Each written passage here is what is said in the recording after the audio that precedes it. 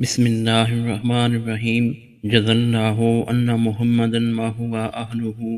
حضرت فضالہ بن عبید انصاری رضی اللہ عنہ سے روایت ہے، انہوں نے فرمایا نبی صلی اللہ علیہ وآلہ وسلم ایک ایسے دن ان کے پاس تشریف لائے جس دن آپ روزہ رکھا کرتے تھے۔ آپ صلی اللہ علیہ وآلہ وسلم نے پانی کا برتن طلب فرمایا اور پی لیا۔ ہم نے کہا اے اللہ عز و جل کے رسول، یہ تو وہ دن ہے جس دن آپ صلی اللہ علیہ وآلہ وسلم روزہ رکھا کرتے تھے۔ فرمایا ہاں، لیکن مجھے قے آ گئی تھی۔ سنن ابن ماجہ حدیث نمبر 1675۔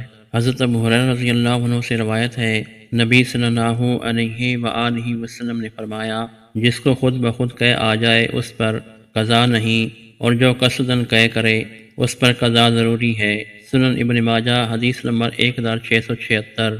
حضرت عائشہ رضی اللہ عنہا سے روایت ہے، رسول اللہ صلی اللہ علیہ وآلہ وسلم نے فرمایا روزے دار کے بہترین اعمال میں سے ایک عمل مسواک بھی ہے۔ سنن ابن ماجہ حدیث نمبر 1677۔